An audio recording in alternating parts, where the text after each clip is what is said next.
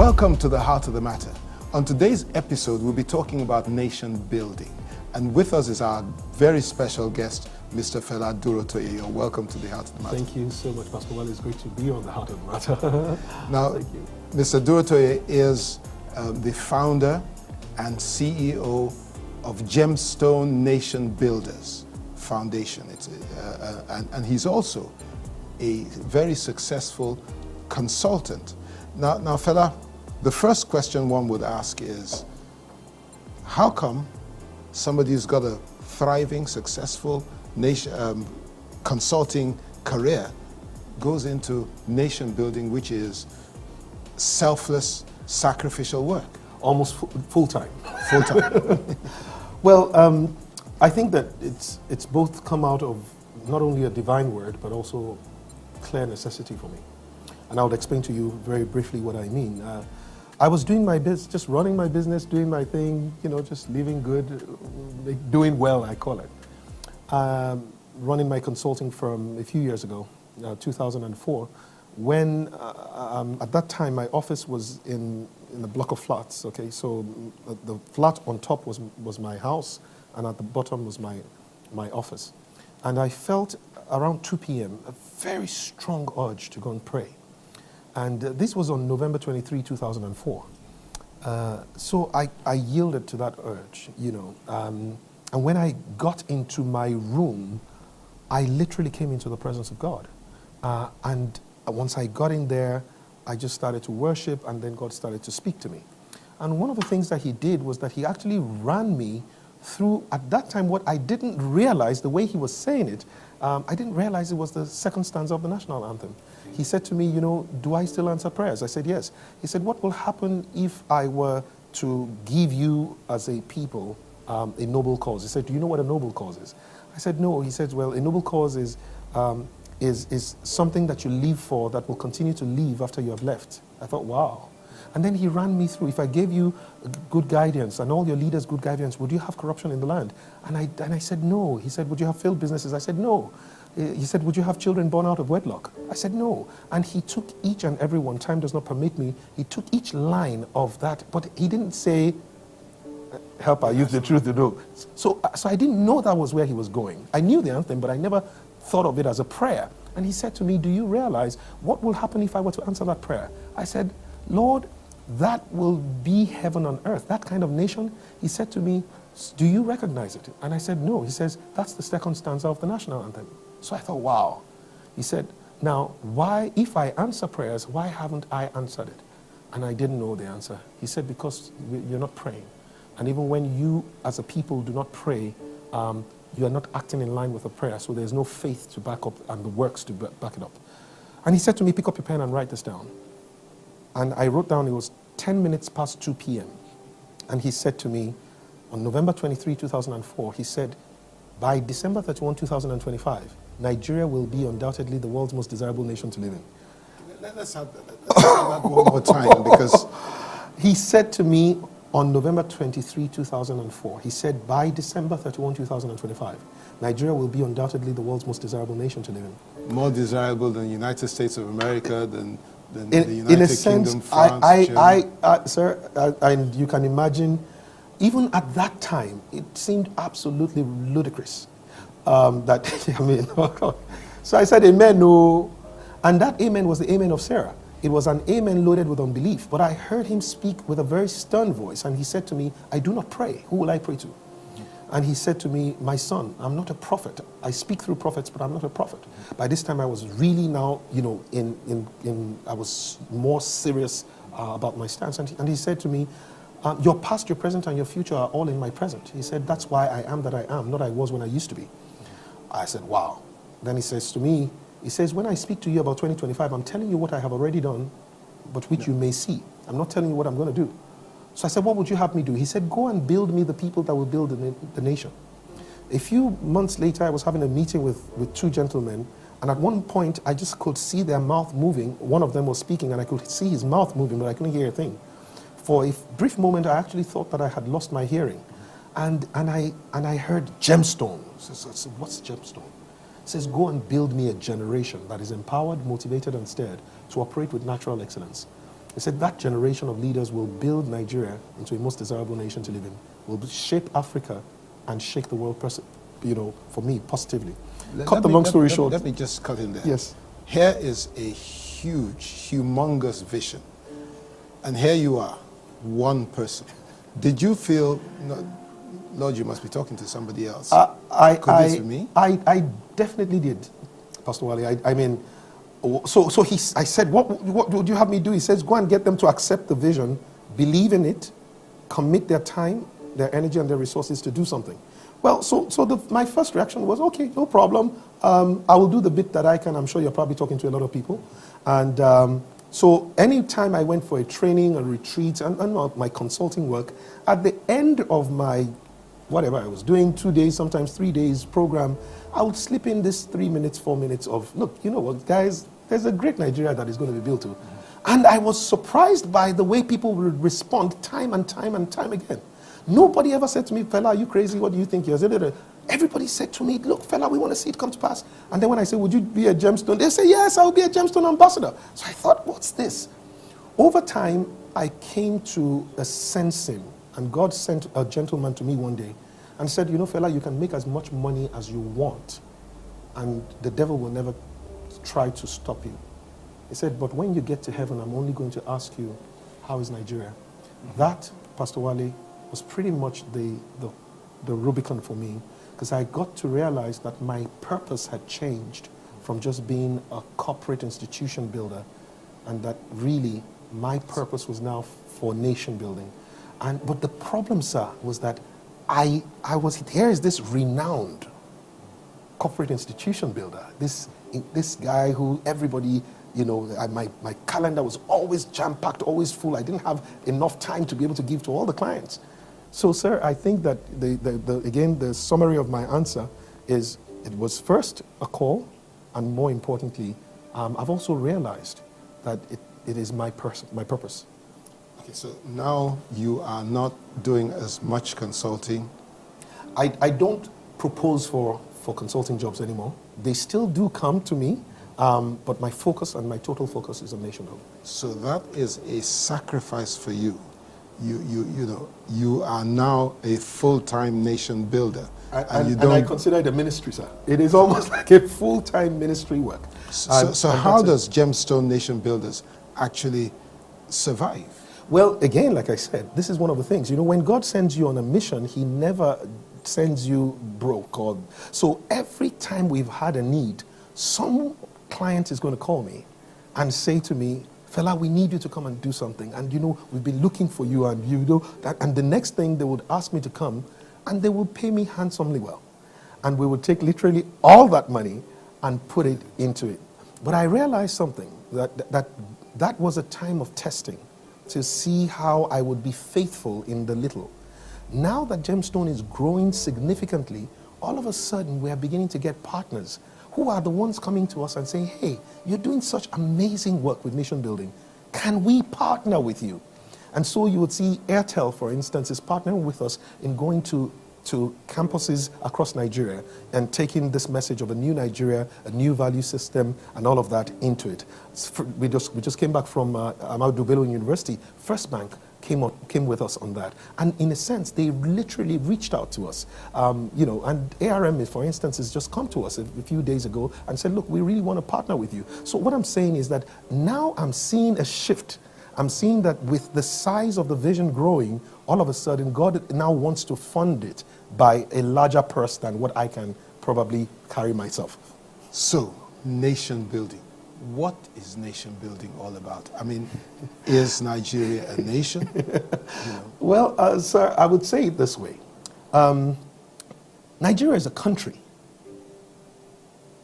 We are hoping that our generation can transform Nigeria into a nation. What's the difference? Okay, good. I'm glad you asked me. Countries are essentially landmass. There are borders and bridges. There are buildings and things, just things that have to do with the land. Nations are different. Nations have to do with people. And even in the scriptures, you can see some kind of quick tip about how God said, Abraham, I will make you, person, a great nation, and I will give you land. So land is what I will give to you, but person is what I will build of you. And so in a sense, nations are built, lands are just available. You will find out that there are nations that didn't even have lands of their own for a while. The Jewish nation, for instance, until 1948 was displaced and they didn't have a nation or a land of theirs. And today we see Kurdistan that, is a people but they don't have a country called, and yet they are recognized as the Kurdish people and Kurdistan. So they are a nation without a country. You see Tibet. Tibet is a nation, they are the Tibetans, but they don't have a country of their own. They are scattered in India and China. So what you see there is a difference between a nation. But I'll tell you what is special about nations, especially effective ones. Nations are people who may come from different backgrounds, different tribes, different tongues, different religions, different gender, even different age groups. But one thing about nations is that they have three things in common. Number one, they have a common sense of purpose, meaning they kind of like believe that there is a reason to our existence and why we're alive. Number two, they have a vision, a picture of mission accomplished, that by the time we're done with what we're doing, this is what it will result to. And number three, they have a sense of a common sense of shared values. Now, it's on those premises that I said that Nigeria is a country. Hopefully, by the grace of God, our generation will transform it into a nation. Because if you ask many Nigerians today, what is the vision for Nigeria? Most of them will not be able to share that vision with you. Number two, if you ask them, what is the purpose for which we are all in existence today, they might give you different answers. And number three, if you ask them, what are the values that we share as Nigerians, they probably can't tell you. But luckily for us, by the voice of God, we have received a vision, we have received a purpose, and we have received a set of shared values. Well, we're going to come back and talk about this some more. Viewers, stay tuned to The Heart of the Matter. We'll be back in a moment.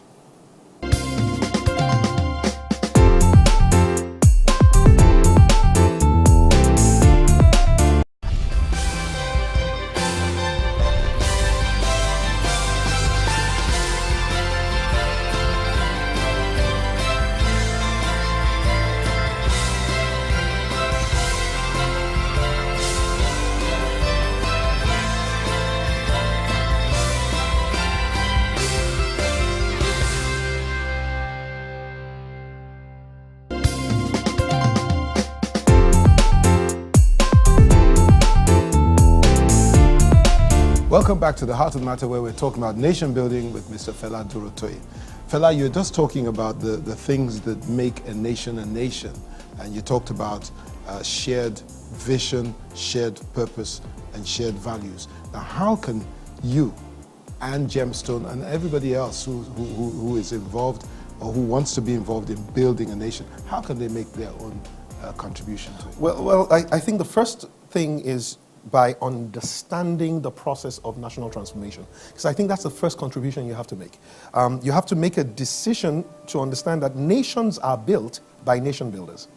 And nation builders are usually people who have four things in common. I call them ABCD. Right? A nation builder accepts, that's A, the responsibility for the well-being of his nation or her nation. B, a nation builder believes in the greatness and the capacity for their generation to be able to build and release and realize that vision. Now, C, a nation builder commits their time, their energy, their resources, and everything that they have to be able to do something to deliver the future. And it's more than just a rhyme of ABCD. It's really, truly, and I can see it all in my life. And so the first thing that you want to do if you ever want to be a part of this whole thing about transforming Nigeria is, first of all, you have to make up your mind to be not just a citizen, but a nation builder. To be an effective nation builder, you must know how nations are built. And therefore, getting a knowledge, being trained, and we do have free trainings that teach on nation building and even help to teach you how to teach others on nation building. So we do have free training, so that you've got to be trained on it. You have to understand, because nation building takes place through four quick stages that I can talk to you about. And therefore, you'll find out that national transformation is not an activity, it's not an agenda, it's a result. Okay. Now, there's a lot of cynical people out there who have lived in Nigeria for years and they just feel nothing changes. You know, we just go through it. What would you tell those people about nation building? How can you get them to have a real... I would say very quickly, it is true, nothing changes until you change it. Okay. That's what I would say. Nations are like houses. They are built. And also they are inherited. So sometimes you can inherit a house that has been run down, depending on how your parents and all the people that had lived in that house before, how they used up the house and how they handed it over to you. However, whilst you may not be responsible for the quality of the house that you inherited from your parents, you will be held accountable and responsible for the quality of house you give to your children. So when you inherit a house, even if it's in a bad state, it's your responsibility to fix it. And we must understand that looking at Nigeria in its decadent state is of no benefit to anybody, but building a nation is the greatest economic opportunity that anyone can have. We found out that the values that we need to build a most desirable nation are 10 in number. And I'm just going to run through them. They are the new Nigerian values. Number one, if you're going to be a new Nigerian, you must make a positive impact on everyone you meet and everywhere you go. And that's not a bad thing. Yeah, it's a good thing. It works out. But you've got to learn a bit more about how to do it. Absolutely. And we do have a training program, and I'm blessed to also announce that you opened your house, the Guiding Light Assembly to us yesterday, and we had quite a few hundred people come in to this into Guiding Light, and we were able to train on the 10 values. So thank you very much for that, sir. The second thing is that you must be a solution provider and not a part of the problem to be solved. Okay? So if I drop something on the road, I've created a problem. If I picked it up or I didn't drop it, then maybe I'm a solution provider. Number 3, you must be a role model worthy of emulation. Number 4, you must be your best in all you do. You may not be the best, because sometimes even your best, somebody else may be better than you. So you don't need to bring anybody down because you want to be the best. But just be your best in all you do, particularly the things you are naturally good at. So find what you're naturally good at. Don't copy anybody else. Just be your best. Number 5, do the right thing at all times, regardless of who is doing the wrong thing. So it doesn't matter how many people are doing it. I mean, everybody's collecting bribe. Decide that you will not. Everybody's going past the red traffic light. Decide you will not. And no matter how many people are hanging behind you, you decide, I'm a nation builder. I will do the right thing at all times, regardless of who's doing the wrong thing. The remaining 5 are very sweet. Number 6, value time and make the best use of it.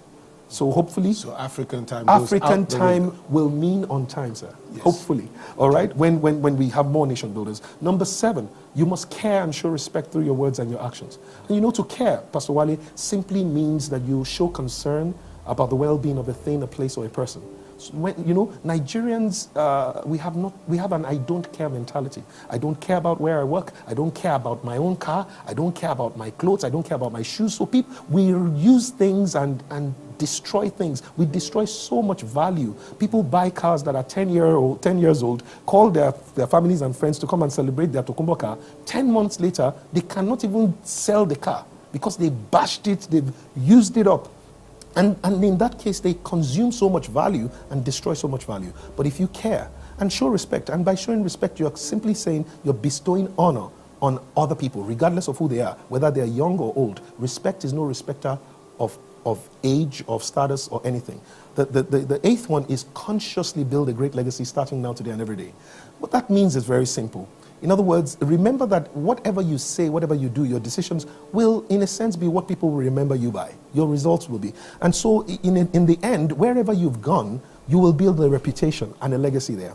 The question is, will your name be a key or a padlock to the people who are coming behind you with your name? If you have done badly in that place, your name locks up the doors of opportunity to the people who have your kind of, your name, you know? And if you have done very well, then your name opens doors. Even though you've left, you can always call back and say, hey guys, I have somebody that I want to introduce you to. They will hire the person. The 9th one is live a life of integrity and honor. And in a sense, it's just saying, don't do anything you don't want anybody else to discover. Let your words, let your yes be yes, your no be no. Don't do anything. Don't put any secret or burden of secrecy on anybody. I won't tell Pastor Wale something about another person that I don't want Pastor Wale to tell the person. That's not integrity. So when I speak, you can count on my word. The last one is that you must, to be a new Nigerian, you must make your family, your nation, and your God proud.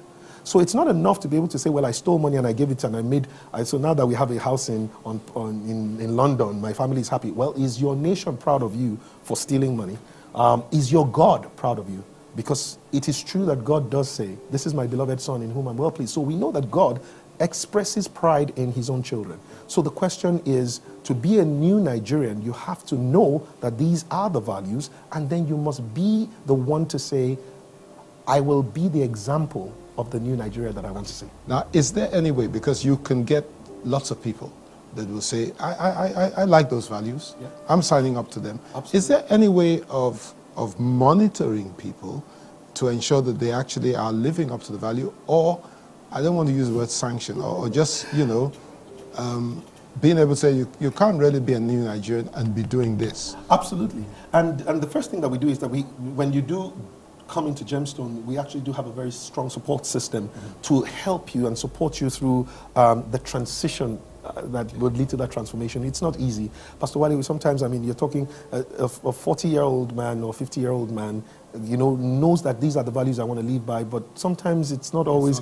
you know, there are habits that we formed over time based on who we used to be. So we know that there's a transition. However, there is a very strong disciplinary system that comes when someone who is an acclaimed nation builder or Gemstone ambassador, as we sometimes call them, is reported to us. So if a particular petition was written against someone, and we have had something like that happen before, we have a process through which we will actually investigate that petition. We will bring it to the notice of the nation builder, investigate, and should we find out that there are things that need to be done that should have been done, some of those things had been done before that person even made up their mind to be a nation builder, if you know what I mean. So, but the point is that there is a sanction and more importantly, a support system. That's the most important one. That we make sure that they come into what we call chapters, right? And in those chapters, for instance, every week they get reminded about their values. We send them quotations, we send them beautiful pictures that really just remind you of your values. And then every month, the nation builders come together every third Saturday of the month, and they have what is called chapter meetings, where they go through training, and that training is on personal mastery, which is personal leadership, as well as project management. Because you cannot be a nation builder just by words. You have to have action to back up your words. So we train you on how to be a better person and how to run projects effectively. So I was going to say, what is the importance of people signing up to shared values? Well, I think that signing up point is it's a very conscious decision, where you kind of like, you know, when you sign, you know that you have put evidence to a desire. You know, the desire to live those values is good. But when you now go out and sign up, you can't unsign, you know what I mean? Now you've created for yourself a situation where you want to hold yourself accountable for those values. So one of the things that we tell people to do is when they do sign, we then give them a card that reminds them of the values. And then we ask them to recite that card, or the creed on the card, at least twice a day, in the morning and in the evening, for about 21 days and keep on reciting it. But more importantly, we ask them to share the values. Now, Pastor Wale, this is what that does. Because when I sign up to a set of values and then I go home and I tell my wife, these are now my values, the moment I violate those values, your wife would remember exactly what you said. She say, oh, is this how you are going to? And then you find out you have to say, oh, I'm so sorry. And that's how the transition takes place. So I think that signing is important. It brings consciousness to your decision. It brings accountability. It makes that decision real. But beyond that, also, by signing, you come onto our database. We continue to support your system. But we always advise all those who have signed up to the values, whether it's online or in paper, whether in person, please share the word. If you share it, you will be more accountable to the people around you who know your values. Let me quickly say one last thing, sir. You know that, in a sense, every crisis in a relationship is a values crisis, sir. Okay. Because you said something that I recollect. You said your values are the things you value. And in a sense, every time you see two people who have some kind of crisis, if you go to the heart of the matter, yes. not necessarily come to but if you go to the heart of the matter, you will find out that one person violated the values of another. In other words, what was important to one person was not as important to the other. And so the one person did something that was considered wrong by another one, but maybe the other one didn't see the need to apologize. So in a sense, one of the things that we always ask is, when you sign up to the values, share it within your personal space. Otherwise, the people in your personal space will violate you if you don't share it, and it will lead to some kind of personal crisis, which we do not want. So when we advise all married people, when you go, you connect with these values, the first thing you need to do, go to your spouse, share it. We have sometimes we give out 2 value cards to a married person and say, look, take this, share it with your husband, share it with your wife. We also ask them to share it with their children. How long will it take to get from the stage of getting nation builders together to the stage of developing roadmaps for the numerous sectors? Okay. We have, and I think that maybe that's why God used a consultant to drive this process. We have actually started the work, and we are, by our planning, expecting to present with Nigerians, not just to Nigerians, but with Nigerians, a roadmap by the 1st of October. Now, it sounds like a tall idea, but you have to remember, sir, that it doesn't have to be a perfect roadmap. Because sometimes all we need to do is to know what to do next. We will keep going. But the first thing is, let us even start. We are going to a new Nigeria by 2025. We cannot go into what you call analysis paralysis. That sometimes you have to say until you have perfected it before. The people don't need perfection. We don't need to have a perfect house to be able to start buying land. Let us go and start doing the work first. This is the generation of transformation. And if you're alive at this time, it's for a reason. It's because there is a word over Nigeria, and if you can go and pray, you will find out that the word is true.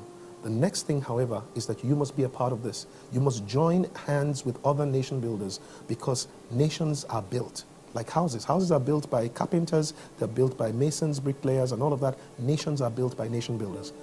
Thank you very much, Fela, for being such a vibrant guest and for coming with such an important, let me call it a project. Okay. Viewers, we'll be back again next week with another episode of The Heart of the Matter. Until then, stay blessed.